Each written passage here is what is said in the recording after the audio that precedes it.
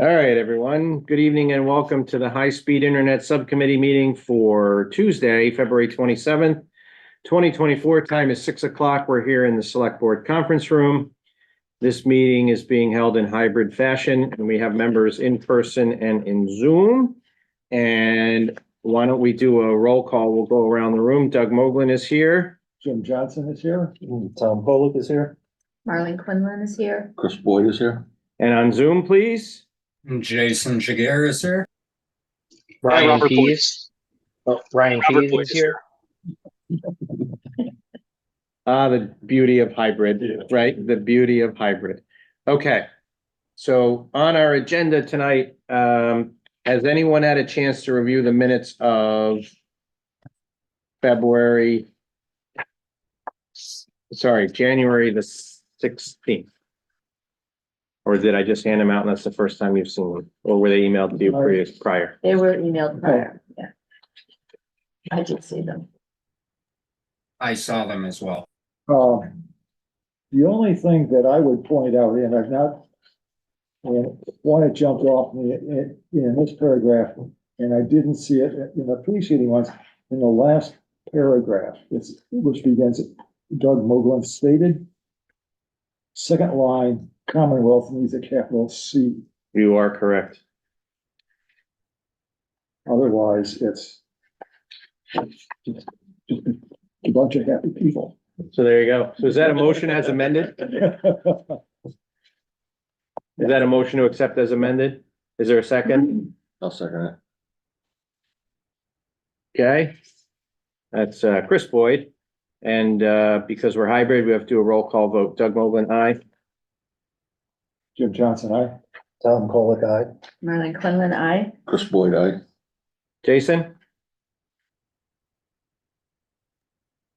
Sorry, Jason Jaguar. Ryan? Ryan Pease, aye. And Bob? I'm going to pass and not vote because I didn't have time to read them and I'm in the car at the moment. Okay. Duly noted. Okay. A couple of weeks ago, I was not there, but we have a draft of an IMA sent forth by Westfield Gas and Electric, and a small group, not a quorum, met together to kind of go over a couple of things. I think two of the folks are online, are here, either here and online, and one person's missing, correct? That was in that group? Right. Okay. So what I kind of wanted to do is bring the group back together and kind of go over what you guys discussed, so we have it on record in public session, and then kind of figure out where we're going to go from here and what other work we need to do to move this along. I'll allow the folks since this is a subcommittee, I'll let the folks in the audience introduce themselves, and also they can participate as we need them to, or as they would like to, since this is kind of a collaborative thing. So please. Thank you, Mr. Chair. I'm Joe Mitchell, the Assistant General Manager of Westfield Gas and Electric at Whip City Fiber. Brian Sullivan, Key Account Sales Manager, Westfield Gas and Electric, Whip City Fiber. Katrine Farragut, Director of Key Accounts, Customer Service at Westfield Gas and Electric, Whip City Fiber. Okay, so that's everybody in the room. Okay. I'm gonna give the floor to you, because you've got the most notes and you're my contracts guy. Okay. First off, as I say in my open comments, I find it curious the way the IGA is drawn up between Western Gas and Electric and Southwick, and not the other way around. Usually, in the world I used to live in, is that the people with the money were named first, and the people you were contracting with were named second. But because you guys drew the agreement up, it was just a reflexive reaction. So it's a fine point, but it just kind of gives me advance notice that this isn't going to be what I was used to seeing. And so I don't think that Southwick has a standard IGA that's been previously used. What we did have were two intermunicipal agreements, but they weren't IGAs. So we do have existing agreements between Southwick and Westfield, but they are not IGAs. They are a totally separate agreement. They are intermunicipal agreements, not a government, and they're not IGAs, so. They're what, but not what? Okay, these are called intergovernmental agreements. Yeah, What's on the sewer and the agreement for the emergency services, it's intermunicipal agreement. I'm not a lawyer. I was gonna say me neither. And no one's sitting on this side as well. But I have seen both, Yeah, so I yeah. don't know, It, maybe there's a fine point, I don't know. what it is. Yeah, there's a fog, who knows, I haven't got the foggiest idea. And I think that this particular IGA going forward needs to have a uniquely identifiable number, such as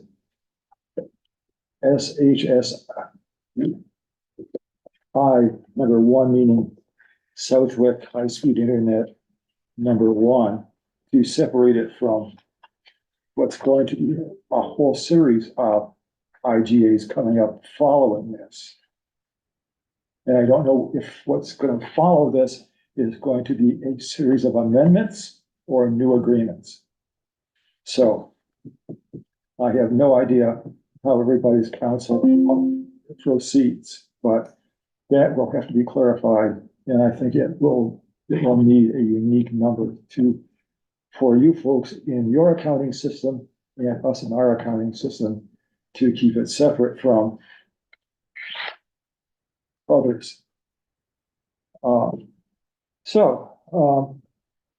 I've already commented on the page one, the preamble, and just the order to appear in, and it's not a big deal. It's just, it kind of told me that this wasn't going to be what I was used to seeing.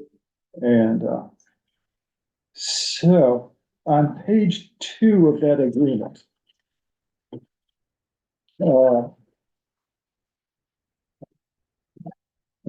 because many of these and on there was standard, they were part of the West Springfield agreement, and they're part of other agreements.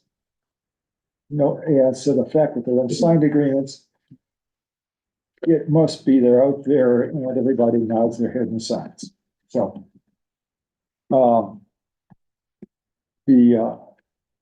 so after on number 3 on page 2, the cost of services, before we get there, I think we should have, and this is a drawing on my experience in federal contracting, this certificate of current cost pricing is that those numbers that are sent to us, you're certifying that they are true and accurate, that there is something behind them that you know of that caused you to come up with the numbers that you came up with. And then adding a clause about audit and records is that, so that we, at some point, if need be, Southwick has the right to audit Westfield's books. If there's a question, well, I mean, right now, the way it's worded, everybody's saying it has linked arms and is singing a Kumbaya. At some point down the road, if we stop singing Kumbaya, each of us needs wording to protect us. Then I just throw that out. Is it? So that was why and so what I did was on that certificate of current cost, I just copied out the federal wording.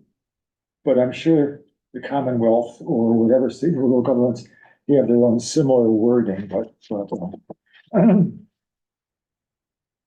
and audit and records is that I've seen enough state contracts with universities and medical centers.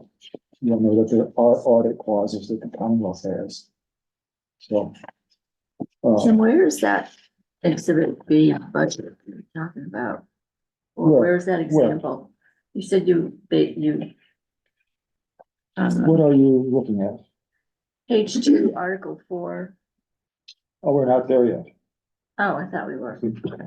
No, we're still on Article 3. We have the article, I'm looking at the revised. It says at the top of the page, revised. Okay.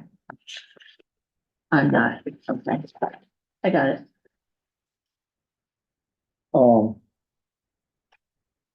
Is it that, and I put those in right after the cost of services paragraph. Just so all those costs things would all be grouped together, because I noticed in the rest of the agreement, some things are kind of strung out over several clauses and are not cheap by Jell, they're spread out, and so. And once again, on page 2, the scope of services, onboarding and obligations of Southwick. I have no idea what onboarding is. Is it, that needs to be defined as part of this? Is it part of the agreement? Has to be worded, or the agreement needs to be worded in such a way that. Oh, so can I chime in? So the onboarding document, I think we can remove that. So that was included because East Long Meadow is building their website. So it's onboarding of your website. So to your point, it's not clarified there. But if Southwick does want to move forward with that, when you're doing the phase 1 of design, engineering and make ready, we certainly can. But the onboarding, basically you define what Southwick's policies are for when your residents come to increase awareness. So that ties into almost the end of the agreement, where you're looking at what you call Exhibit A. And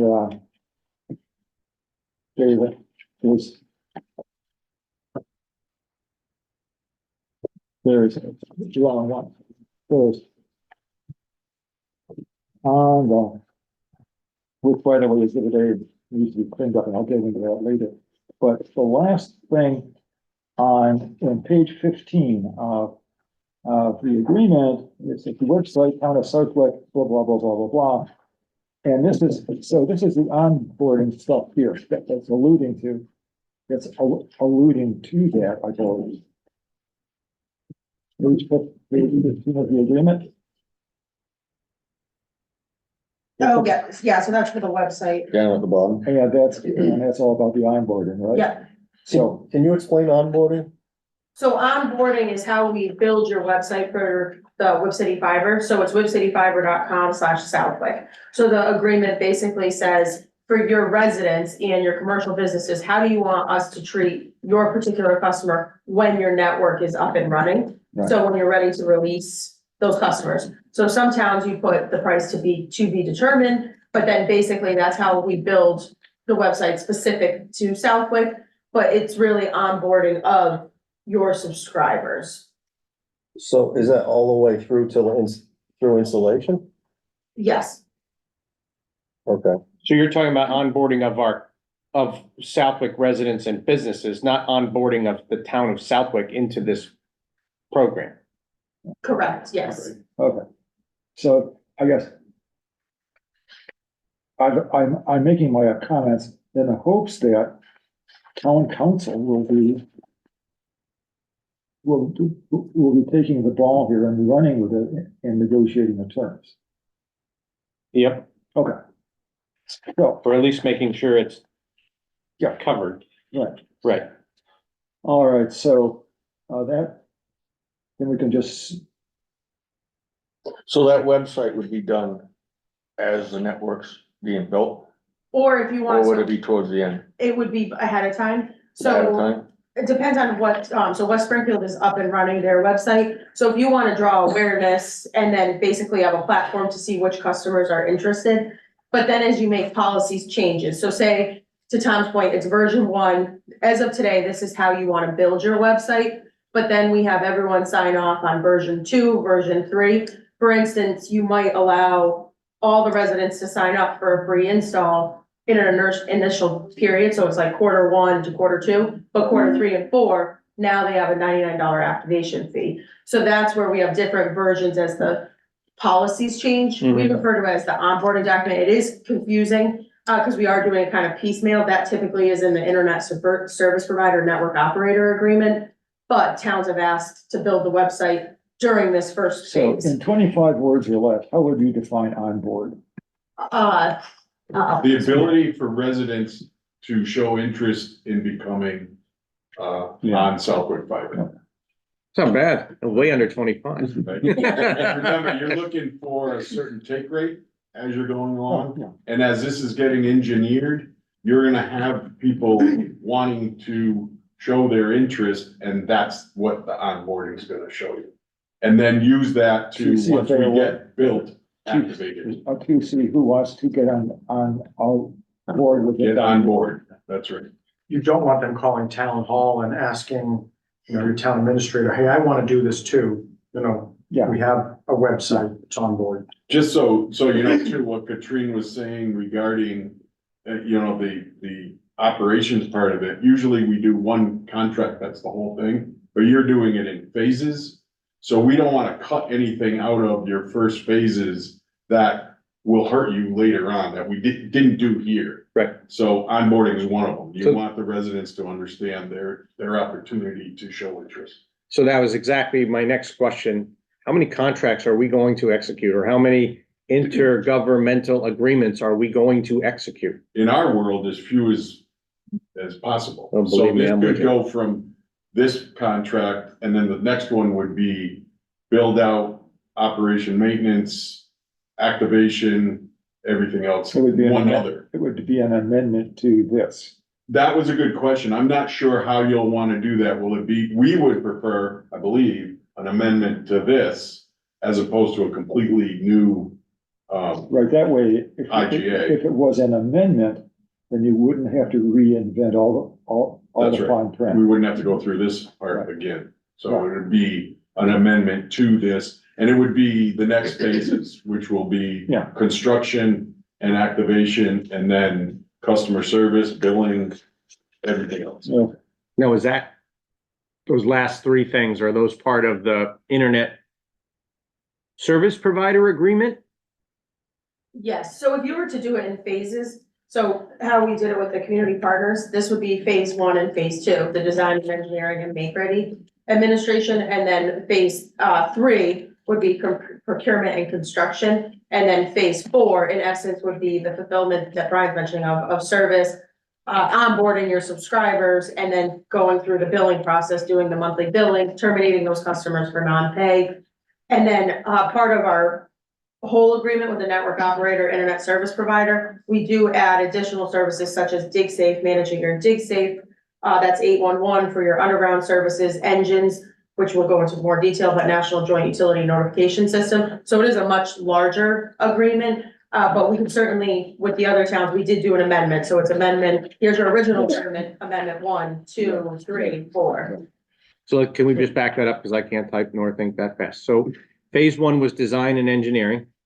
Did I get that? Or is that phase one and phase two? Yeah, phase one is design and engineering, and then phase two is the Make ready. Phase three? is procurement and construction. So going out to bid for your fiber Yeah. services Phase four? is fulfillment of services, so fiber installations and billing, customer service. just operations. Yeah, So that's actually connecting users to yeah. to your phase three. network. And then phase five is billing and operations? Oh, sorry, We kind of put that all as phase four. It's, Yeah. we're taking care of your customers, That's tech how it- support, That's how it's operating. yeah. network making operator, sure. internet service It provider. would be billing and a whole bunch. Before I go any further, back to the preamble on page 1. I think we should include, because this appears later in the contract, de novo out of no place, so. And because it's part of you. Whip City Fiber. Who are they? And is it a DBA kind of thing with? Westfield Gas and Electric or Westfield Gas and Electric doing business as Whip City Fiber, or is it a separate entity? So this needs to be spelled out, because back in Exhibit A, this is the first time this term appears. Hmm. And there's no explanation about what it is in its relationship Yeah, that's a good point. to Westfield Gas and Electric.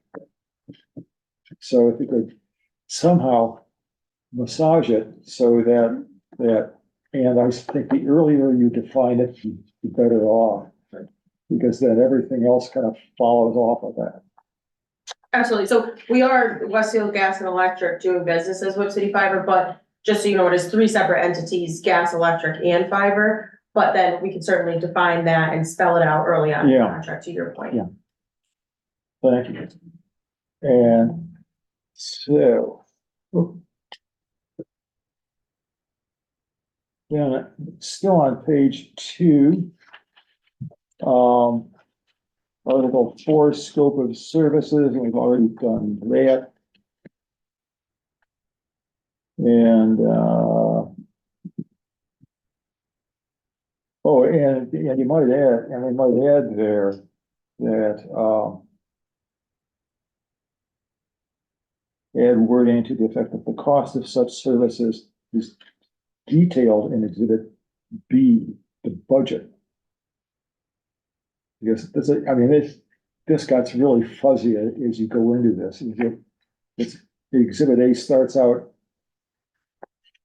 I mean, it's not numbered, and so you have no idea where one idea ends and the next one begins.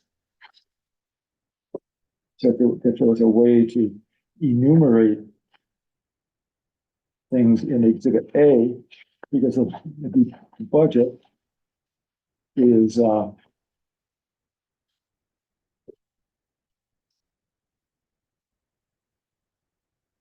well, it says it, super services and cost of service for pole attachment.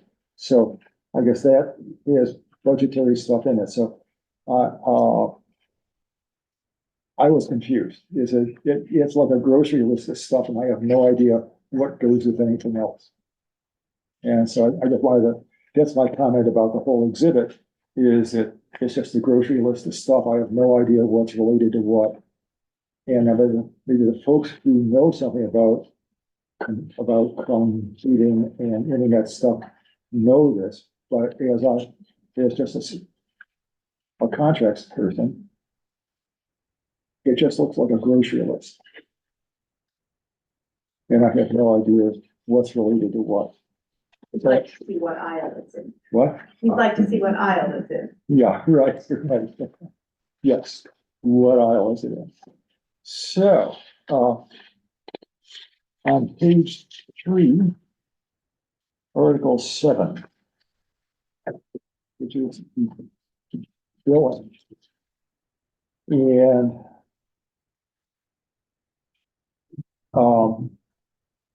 I think as part of paragraph 1 in the billing, it would be good to put an address in there where the bill should be sent. Like, yeah, the town of Southwick, 455, 454, College Highway, Southwick, Mass.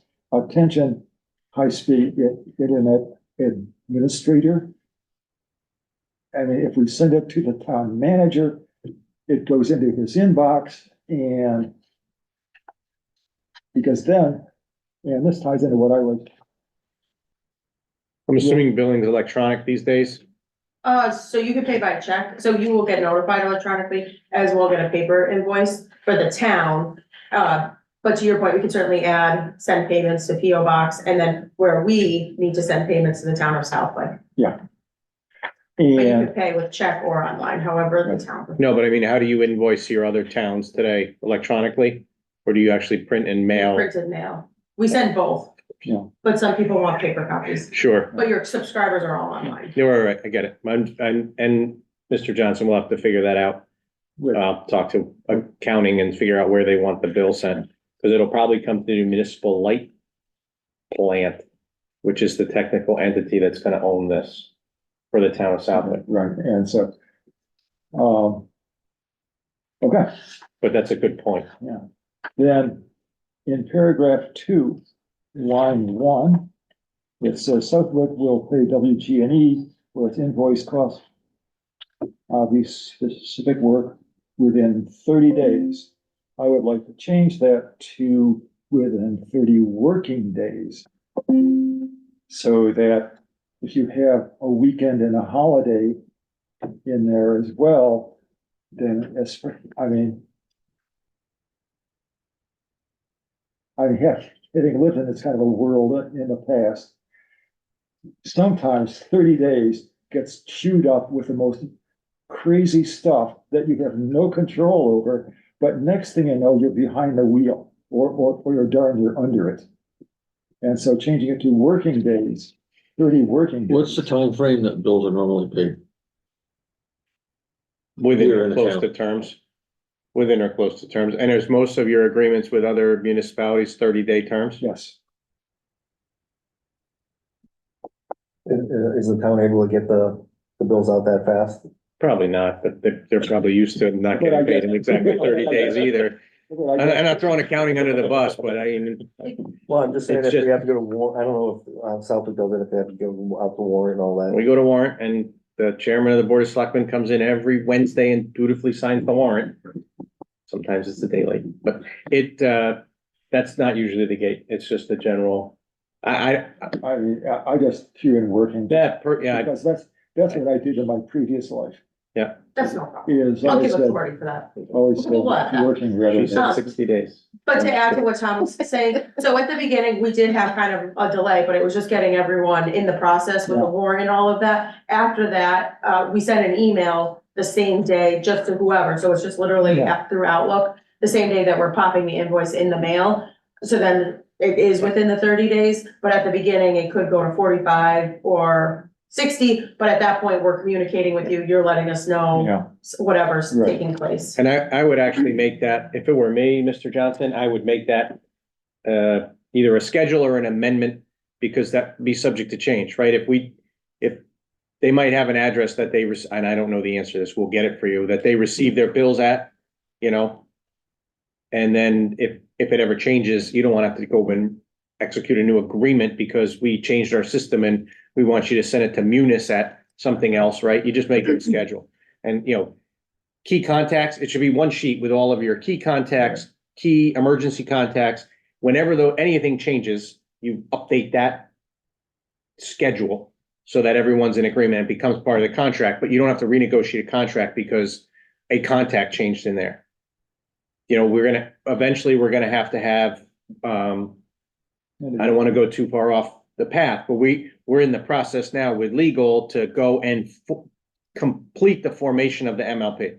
We voted to do it. We told the attorney to do it, but we filed some stuff with DPU, but we haven't completed or perfected that.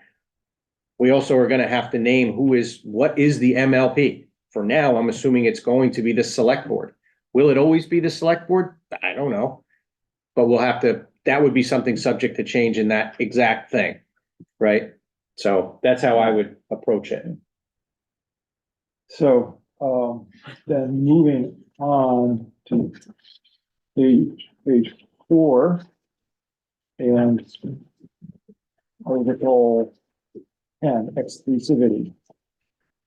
I found that difficult to understand.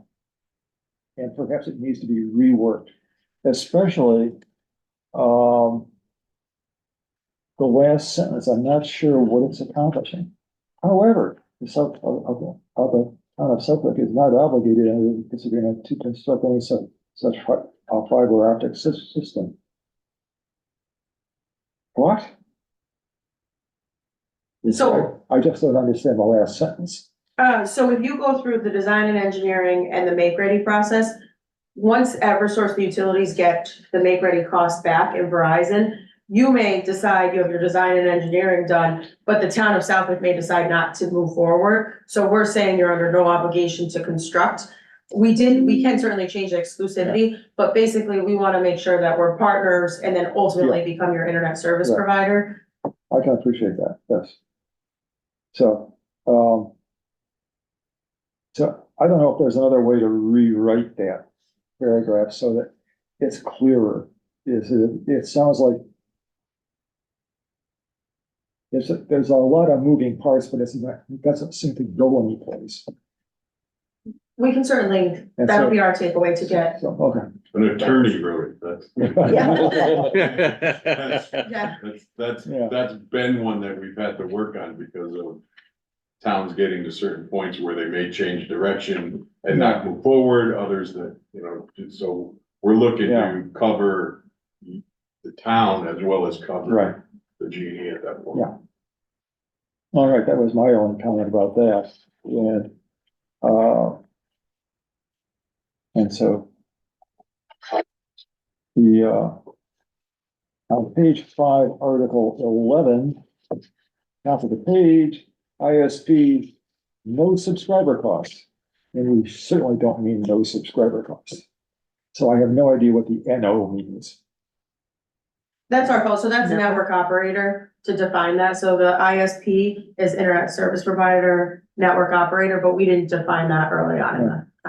So this should be defined in this clause here, so that as one gets it, one doesn't have to clutter the preamble with that, Mhm. but Or we just write it out because, we take a lot of abuse up here on the select board for using initials all the time. So we'll just write out internet service provider / network operator subscriber costs. If I can throw my 2 cents in here, I'm wondering what that whole thing is even doing in this, because the whole contract is about fiber network engineering, design, Right. pole administration, yeah. and that has nothing to do with what I just read.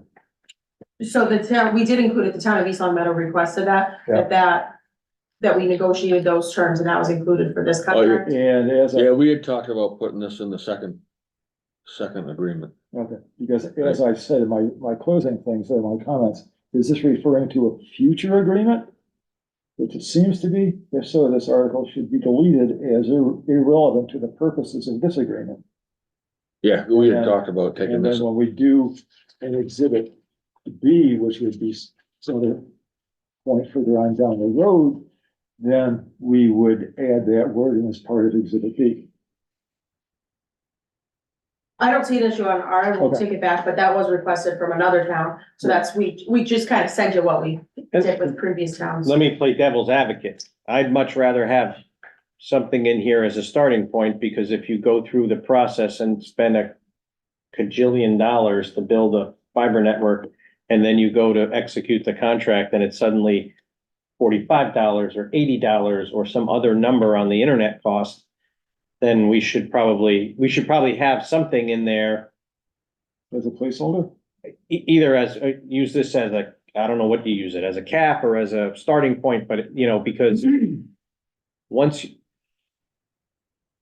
I mean, to be frank, once we go down this path, and you know, we know all these people at Whip City Fiber and they're all great folks. But once we go down this path and we've committed significant investments to the engineering and construction, we're pretty much, we're locked in. It's not gonna be easy to switch. Right. And so, or it will be painful because it's gonna be designed around what the equipment and technology that Whip City Fiber is recommending so that they're in a position to operate this network on our behalf. So where did that accent come from? Yeah. But, you know, I think we probably, I don't know where it will go, Mr. Johnson. And to the subcommittee the subcommittee that met and kind of chatted about this. But I think we should probably find, and that's probably why Long Meadow put it in too, is they want to have some assurance as to what the cost is going to be for the homeowner as we start, and as you start to build out a website and you say it's going to be this, please sign up here. So when we're ready, we got your interest and we can plan our build out of it. So what does the NO again stand for? Network operator.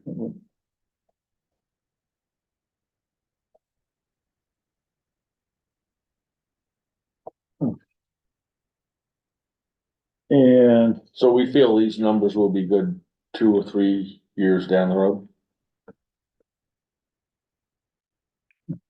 On our, yes. But that's a conversation for Tom, who's not, he's in Washington right now, Washington DC, but these are the numbers. No, we should negotiate better. He's out of town. No, I think, you know, this, let me make another suggestion. I know we're getting into a lot of schedules. This should be one of them. right? And did we all agree to it? If there is a change up or down, it would be another schedule to this agreement. So you're locked in. It's not gonna, they can't unilaterally increase it. They could, and either way, Essentially, you could handle this as an amendment to this agreement. or as, like I say, if we have a Schedule A as the contacts, Schedule B is the pricing for the service as, for the ISP, network operator subscriber costs.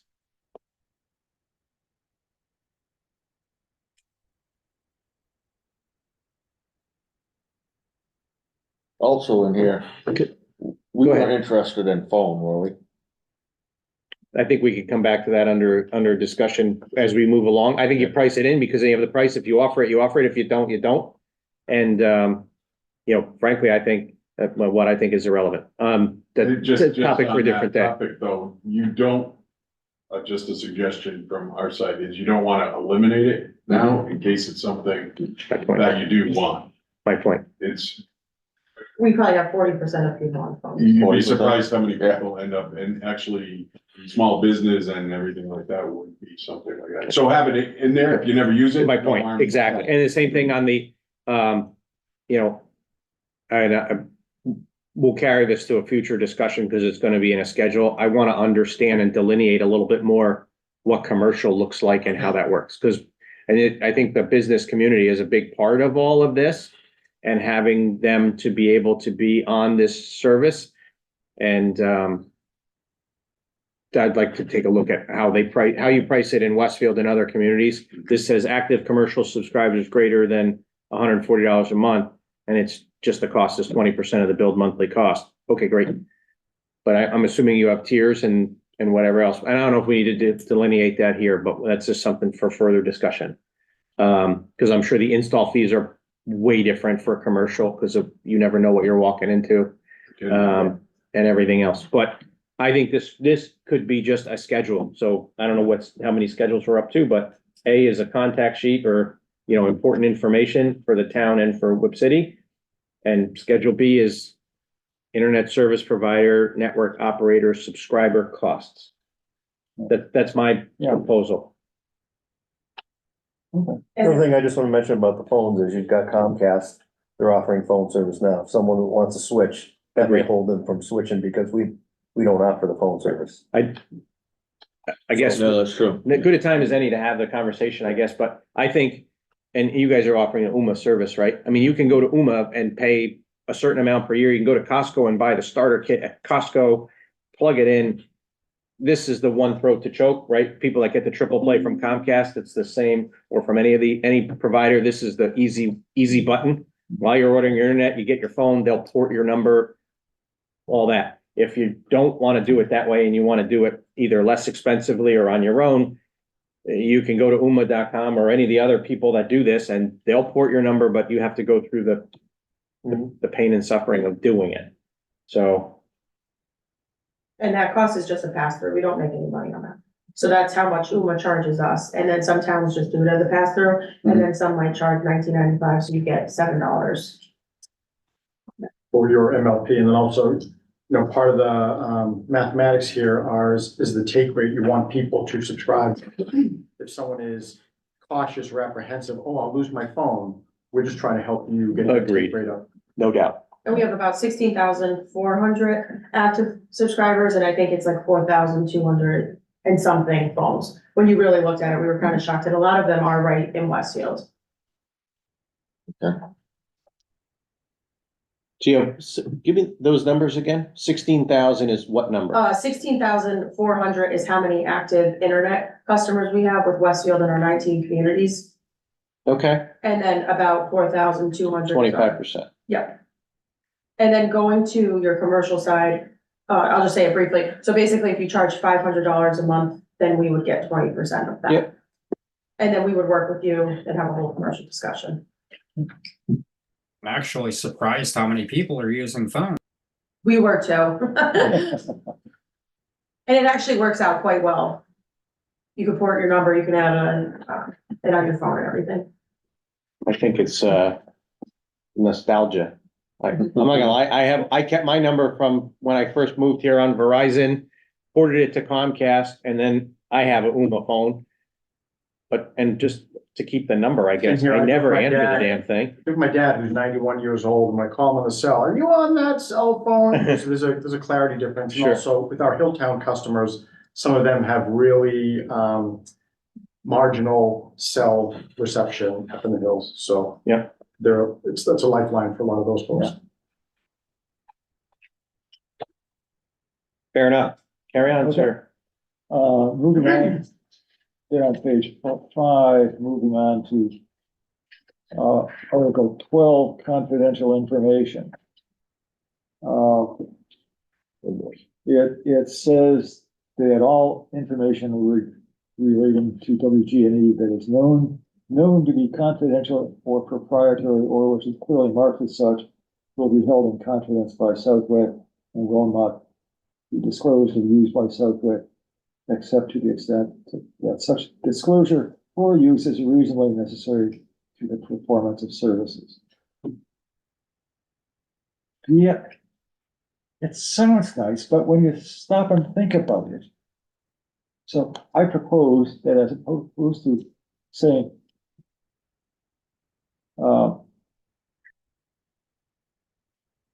which is known to be confidential or proprietary, known by whom?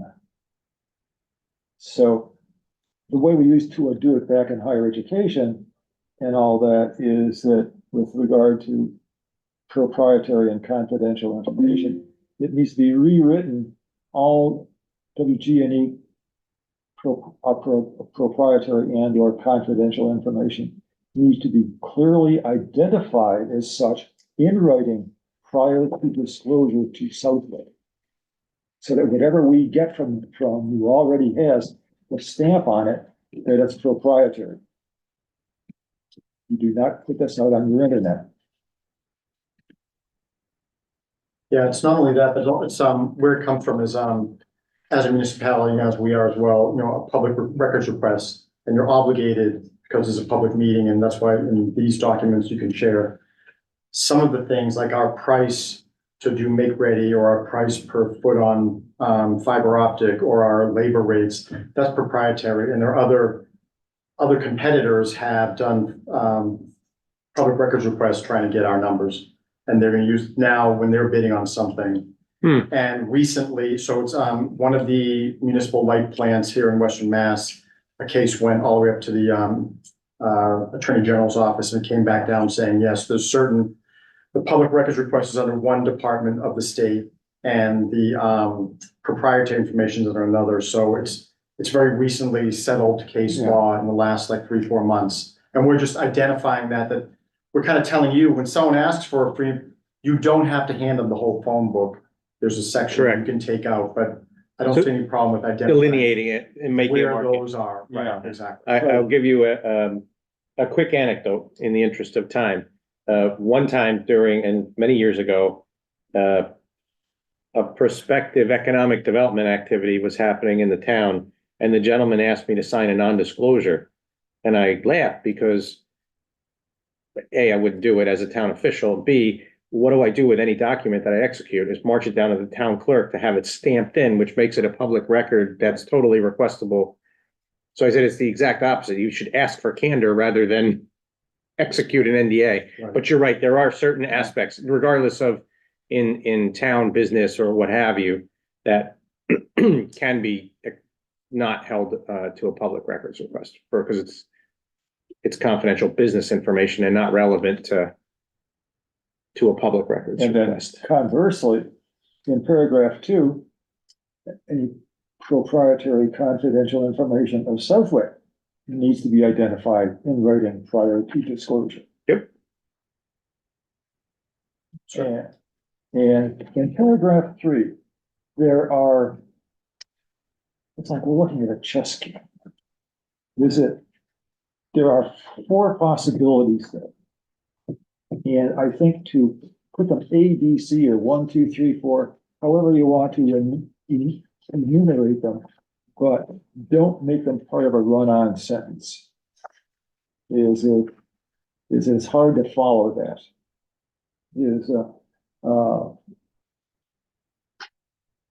Is it that A, B, C, and D? Is it Hmm. So that's identifying those things that aren't subject to this confidentiality, A, B, C, D. And so to enumerate them, we're supposed to bury them in a paragraph, make it more readable. And so, because the more readable it is, the less the chances you're gonna screw it up.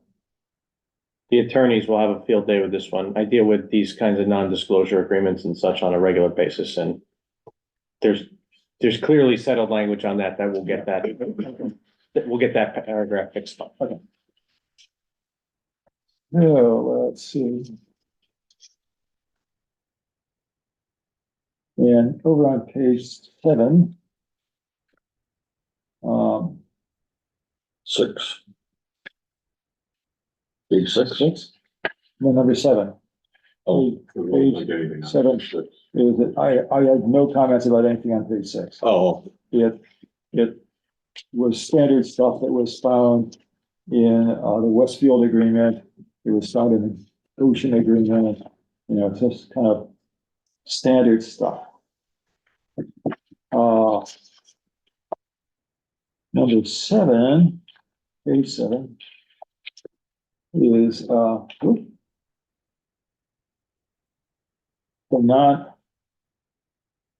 non-waiver. I think Oh, I see. that if we could, similar wording has to be included for Southwick as well. You want to reciprocate? Yeah. Yep.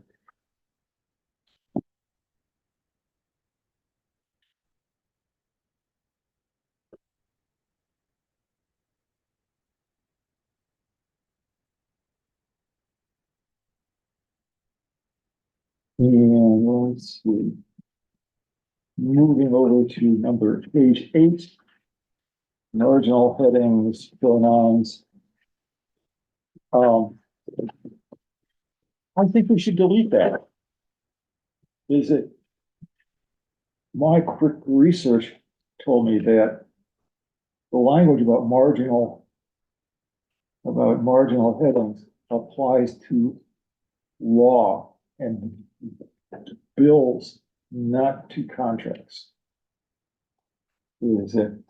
Because this is pointing at something that doesn't even exist here. There are no marginal headings. Well, there are.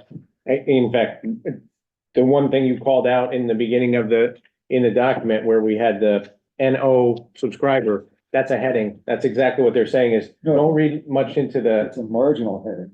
It's not headings. It's not section headings. It's marginal section. I always read those as whether they're in the margin or whether they're in the document, I always read those as, you always ignore the section numbers and the numbers in the text. It's the legalese below it that's relevant. That's how I read it, and that's, We can have the. we could take the word marginal out and just call it headings and pronouns. Yeah, headings and pronouns, I think you're. Fair enough.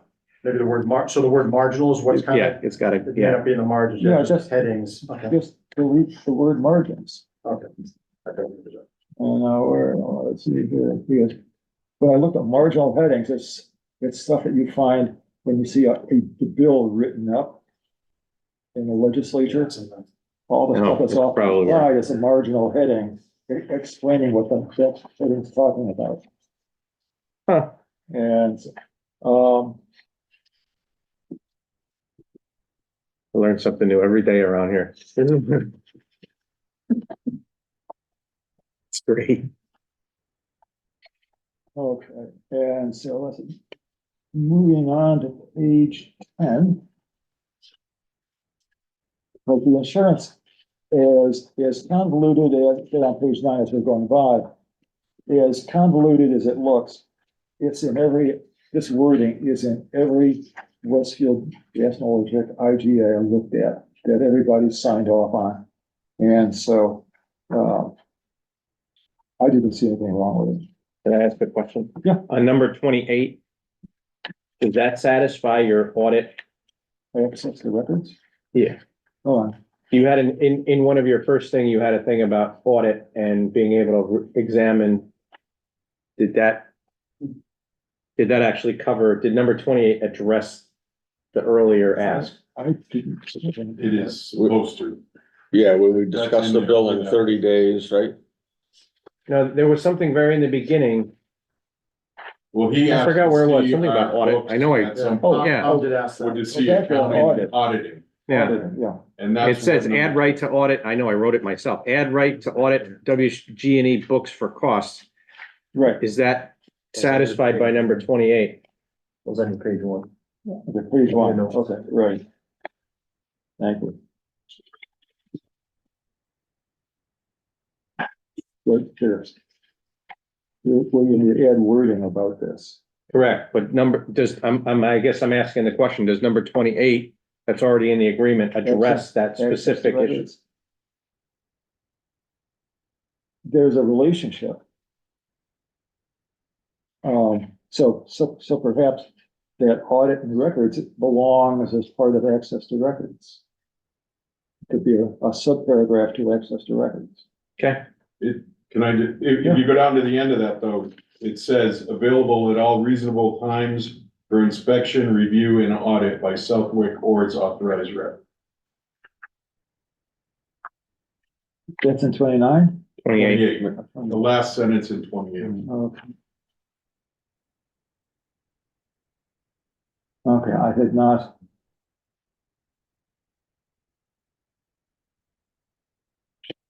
Take time to think about it. It just looked to me like Yeah. that addressed directly the Yeah, question on your first page. Right, okay.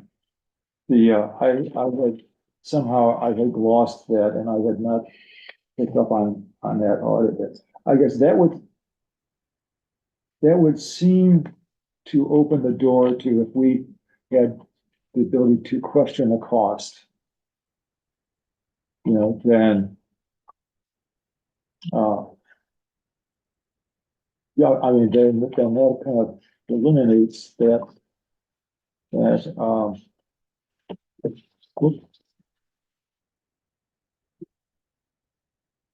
I guess I have no.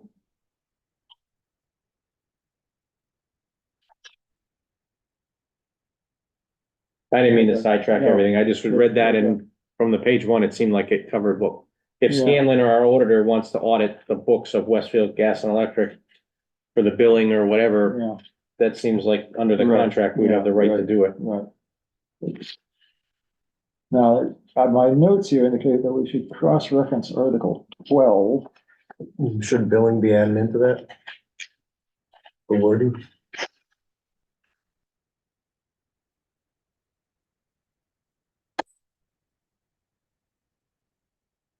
For the purpose of. Well, I'm not lawyer. I'm not either. Me neither. Well,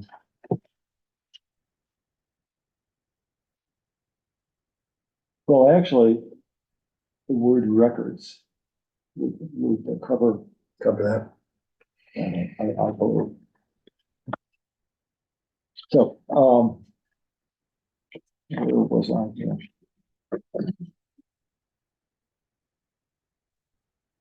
So Article 12 talks about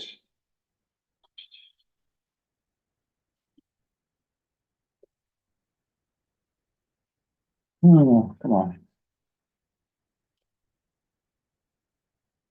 Article 12 talks about confidential information, and so this ownership of documents. Oh yeah, this article needs to cross-reference Article 12, confidential information, and needs to be rewritten for clarity.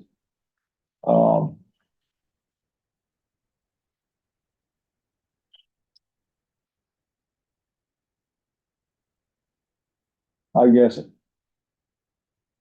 I am not a legal, one could say something to the effect that,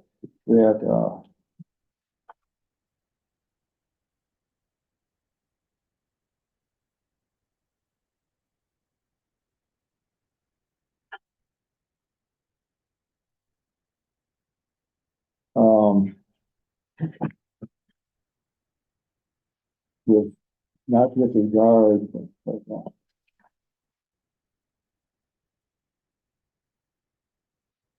Article 12. I think this is actually the opposite of Article 12. This is basically saying everything that we don't document as confidential is the ownership of Southwick's. And therefore is yours to, Yeah, right. as opposed to the confidential that we need, I think we all agree, need to let you know what's confidential when you get it. Right. Is it yours? It's ours. Right. So this is the definition of Okay. the opposite. Yeah. So I guess that's, I mean, I don't have a problem with that. I don't know about town council or whatever, but,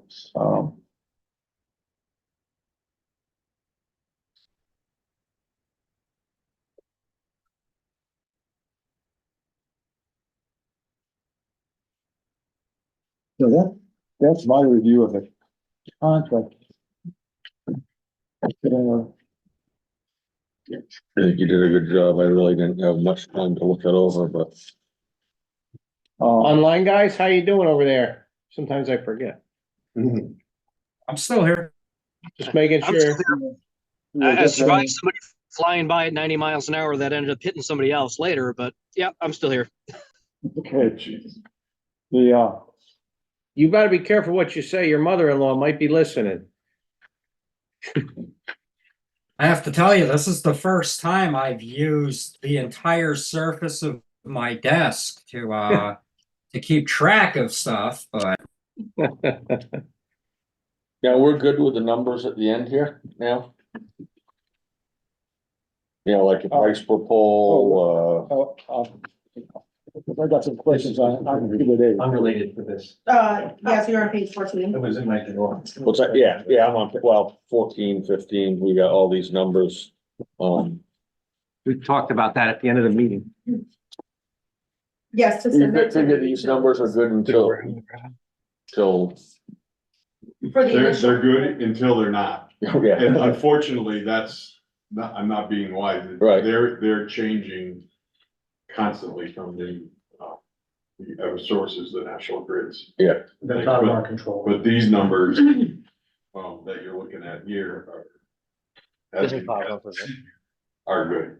If you were to submit to the utilities tomorrow. today, well, today and tomorrow, Yep. these were the numbers we'd use, That's right. but by the time we get off and going, Hence why we called this meeting, because I want to keep this process going. yeah, And hence why you. I don't want West worked Springfield to on beat us, gaining right? those Licenses. Yeah.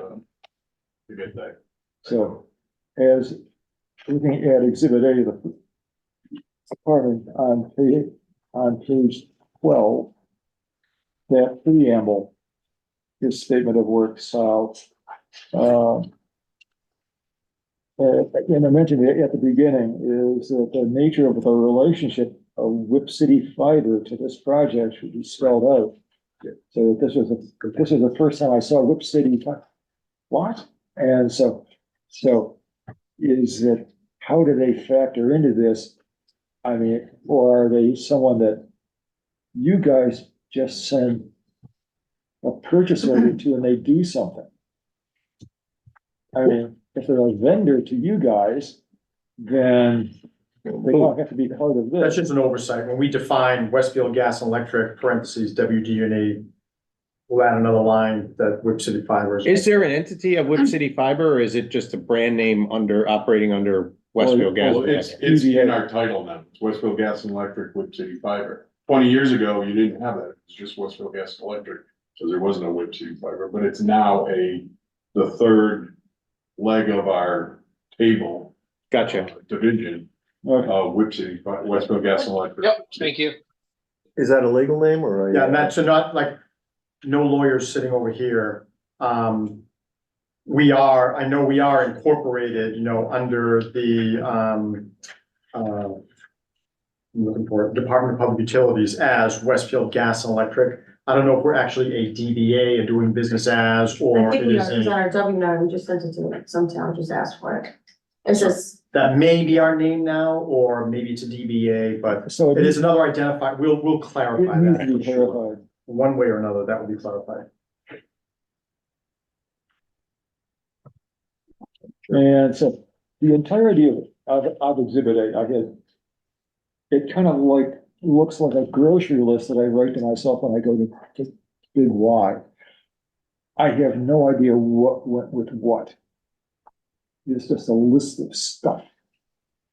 You know, it's not, and so if somehow it could be ABC or one A, B, C, or what, just so we know what goes with what, so that the non-techie looking at this would know that these things go with that, and then these other things go with this stuff over here, as opposed to just the grocery list.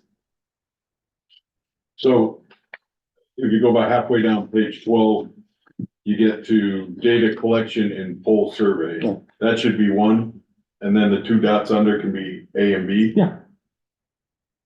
I think that's just a formatting Mhm. thing that we can. But then when you move down to, and I think, now does make ready and poll administration, is that kind of an overall title? And we have application management and then underneath that, I mean, where does make ready poll administration begin and where does it end? I think make ready is 2, application management is 1, Well, and then you've got those, so I, yeah. I mean, for the sake of it, clarifying this document is that it needs some kind of organizational, something to help organize what you're looking at. Yep. And, let's see. Yeah, that's my note to myself, and you said that the intelligence that needs to be enumerated to clarify what goes with what. You're going upstairs. Yeah. I'll be there when I can. And lastly,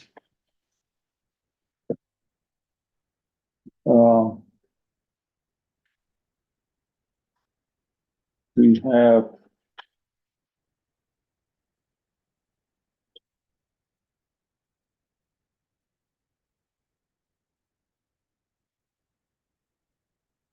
actually, we have this, the,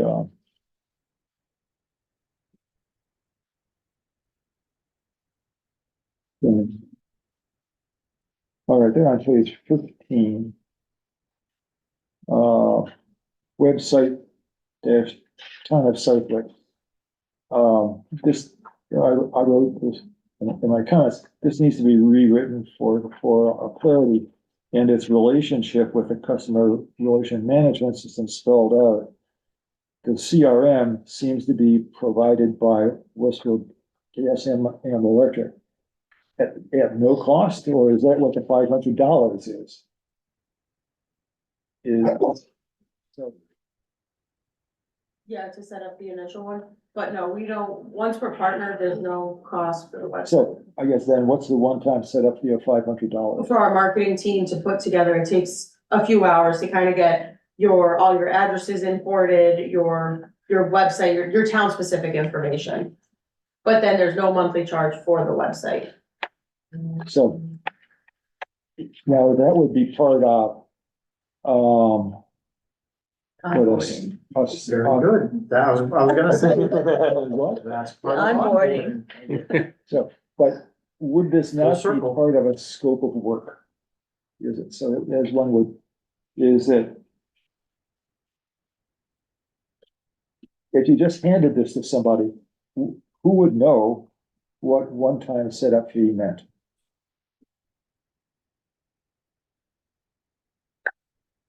That's my only question, is it?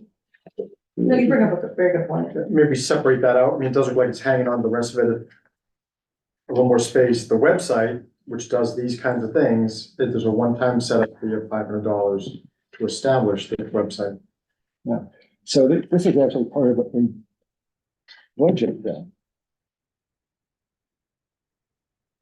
Is it not? When you're saying budget, so it's listing out that that's a A cost. project, I mean, that would be incorporated into a billing sent to us. Yes. And yeah, so I guess it's unclear here. No, and we kind of piecemealed all the different agreements.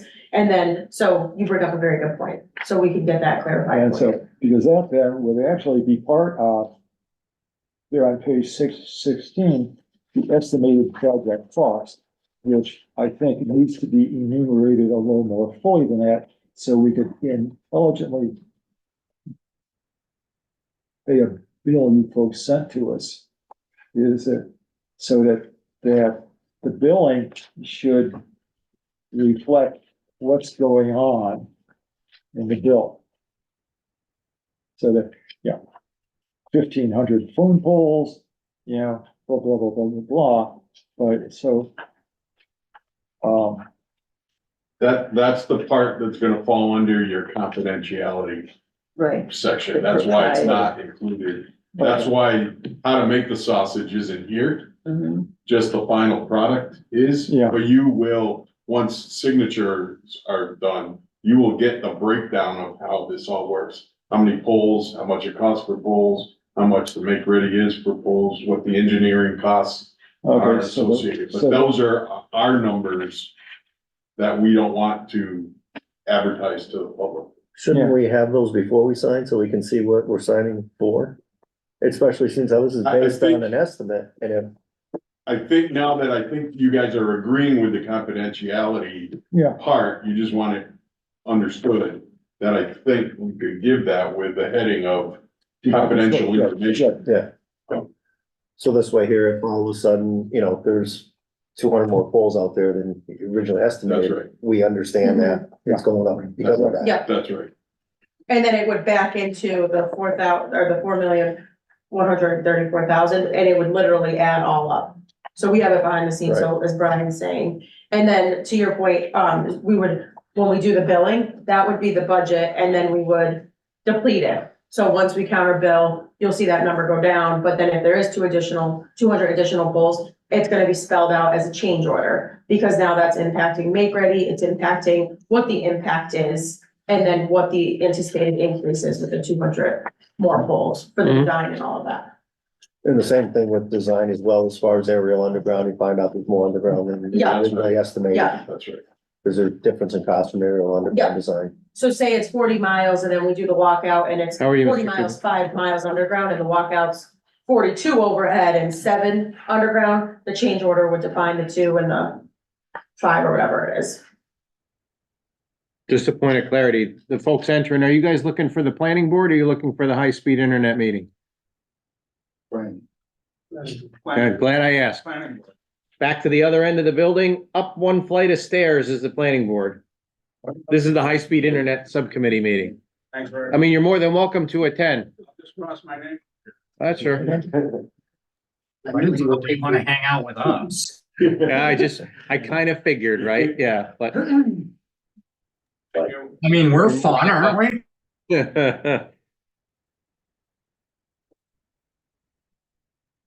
all right, that explains why there's no detail to the budget.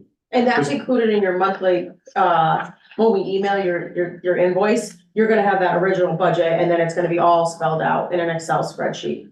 And a lot of times we provide the town with the Excel spreadsheet because how you have your budget is a little different. And then once we partner, then we'll say, this is your capital and then here's your operating budget. Let's work together to find that. And that's part of the reason, and again, this is probably a little aside, but, I've been speaking to the CAO about completing or perfecting the MLP because they need a budget going into, we're going into budget season. We probably should put together a budget for the MLP. You know, we have the ARPA money in that account, and we haven't really touched anything except for our initial $15,000 tranche. Obviously, you see the numbers here. We're gonna start to use the money that was set aside from ARPA. And then there's bonding money that's set aside. We haven't borrowed against yet or touched. But once we start committing, we gotta put those into the budget and provide transparency to the taxpayers to show where the money's coming from and how we're funding this operation. And that's exactly what we do with the town of West Springfield. We put in what their funding was for ARPA and bonding, and then we had a working meeting to kind of calculate the payoff and all of that. So that's exactly what we would do for the town of Southwick. Okay, so, I guess that's it to me. I'm good. Very quiet today. Yes. I've been listening. You did a great job. Yeah, very detailed work. Absolutely better than I could have done. Yeah, very thorough. Thank you. Thank you, Jim. So what, do you want me, and I guess I'll ask the board. Would you like for me to get together with the G and E to incorporate the changes we've discussed here into an updated document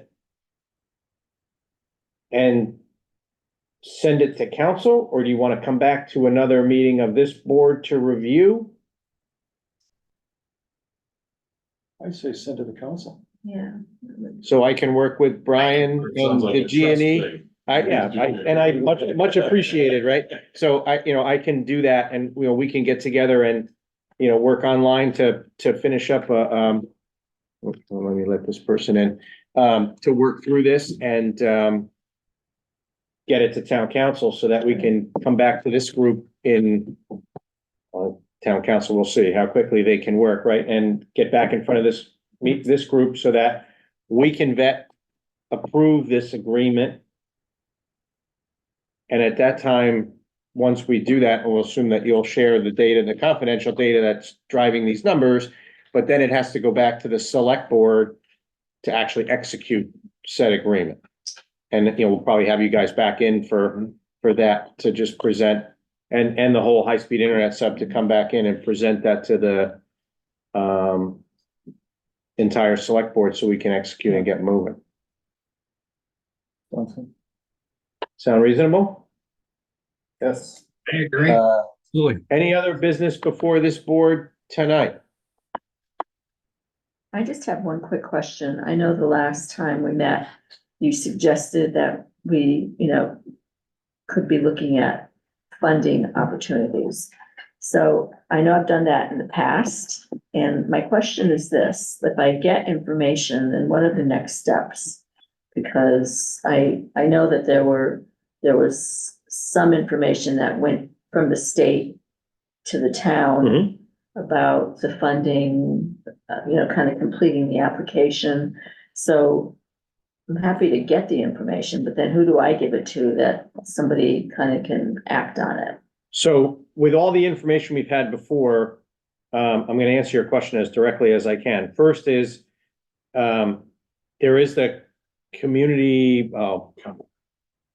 compact grant, which we did check. We are eligible to apply. That opens March 15th through April 15th-ish. So we need to get that application in. Hopefully we'll have an agreement in place with Westfield Gas and Electric / Whip City Fiber, DBA, to get that done so that we can execute that grant application with some substance behind it to get that. That would be a huge chunk of money. Right. Secondly is, once we have that too, is to work with that partner, also with the governor.